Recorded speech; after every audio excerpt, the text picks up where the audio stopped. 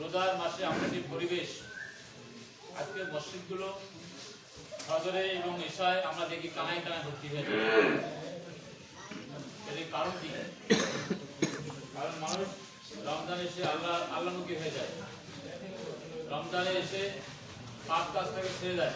আল্লাহ রাসূল বলেছেন যে রমজান মাসে শয়তানকে শৃঙ্খলিত করা হয়, শয়তানকে বন্দী রাখা হয়। এটা তার প্রমাণ। কিন্তু শয়তান বন্দী যে আছে তার প্রমাণ যে মানুষ যখন দলে দলে নামাজে যাচ্ছে, মসজিদে আযানের সাথে সাথে মসজিদগুলো পরিপূর্ণ হয়ে যাচ্ছে। তো রোজা দেওয়া হয়েছে উদ্দেশ্য হচ্ছে আমরা যেন মুত্তাকি হতে পারি। মুত্তাকি হচ্ছে যারা পরহেজগার, আল্লাহর ভয়ে যাবতীয় অপরাধগুলোর কাজ থেকে নিজেকে বিরত থাকার নাম হচ্ছে তাকওয়া। তাকওয়া মানে আল্লাহর ভয় না, তাকওয়া মানে হচ্ছে আল্লাহর ভয়, আল্লাহর নির্দিষ্ট খারাপ কাজ থেকে বিরত থাকা। তাকওয়া মানে হচ্ছে বিরত থাকার নাম হচ্ছে তাকওয়া। আমরা আজকে সারাদিনে পানাহার থেকে বিরত আছি। আমরা আজকে সারাদিনে আমরা হালাল স্ত্রীর কাছ থেকে বিরত আছি। এই যে বিরত থাকা, এটা হচ্ছে তাকওয়া। বিরত থাকা যে আল্লাহ নিষেধ করছে রমজান মাসে আপনার সুবহ সাদিক থেকে সূর্য অস্ত পর্যন্ত আপনার কোন ধরনের খাবার, পানাহার এবং স্ত্রীর কাছে যাওয়া থেকে আপনার বিরত থাকতে হবে। এই যে নাম হচ্ছে কি রোজা বা সিয়াম বা বিরত থাকা বা উপবাস থাকা, এটাকে বোঝায়।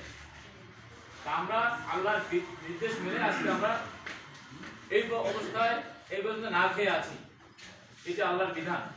এখন যদি কাউকে বলা হয় আপনাকে 2000 টাকা দেবে, আপনাকে ইফতারটা এখনই করতে হবে, আপনি রাজি হবেন? কেন রাজি হবেন না? কারণ আপনি এই 2000 টাকার বিনিময়ে টাকা 2000 খাবার গ্রহণ করলে আপনার রোজাটা ভেঙে যাবে। রোজাটা ভেঙে গেলে কি সমস্যা বলেন তো? এই রোজাটা ভাঙলে কোনো সমস্যা আছে? কি সমস্যা আছে? আল্লাহর হুকুমকে আপনি অমান্য করলেন। তাহলে বুঝা গেল আমার সাথে পরহেজগার মানুষ খুব কমে আছে। কারণ আমি আল্লাহর ভয়ে 2000 টাকা থেকে বিরত থাকলাম, তাই না? আল্লাহর ভয়ে 2000 টাকা থেকে বিরত থাকলাম। যে আল্লাহর ভয় না থাকতো তাই আমি টাকা 2000 নিয়ে খাবার খাইতে পারতাম। এমনকি রোজাদার অবস্থায় কারো কথা বলতে বলতে ঠোঁট মুখ শুকিয়ে যাচ্ছে। সারাদিন কাজ করছে, ঘুরতে বাড়িতে বাড়তেছে, আমরা কাটামারা করছে, অনেক কাজ করছে, শরীর চলে না। বাড়িতে হাত পা কাঁপাকাঁপি শুরু হয়ে গেছে, ক্ষুধার যন্ত্রণায় কথা মুখ দিয়ে বের হচ্ছে না, একদম কণ্ঠ কাকিন্ন হয়ে যাচ্ছে, বিছানায় নিধার হয়ে শুয়ে আছে। বাড়ি এলিয়ে আসি বলতেছে কি সমস্যা? তো আমাকে বুকটা ভার করাইছে। তারপরে তোমার বলি রোজা থেকে পাইবেন না, তোমার জানি আজকে রোজাটা ভাঙবো, পরে সুস্থ হলে অন্য সময় রোজাটা যান। কিন্তু রোজাদার বলতেছে না, মোর কি হয় হোক তোমার বাবু রোজা থাকা লাগবে। জীবন যদি যায় রোজা অবস্থায় যাবে, তবু আমি রোজা ভাঙতে পারবো না। এটা সত্য কিনা? আমাদের চেতনাটা এরকম যে আমরা প্রয়োজনে জীবন যদি যায় রোজা থেকে আমরা রাজি আছি, তবু রোজা ভাঙতে রাজি নাই। রোজা ভাঙলে কি হবে? আল্লাহ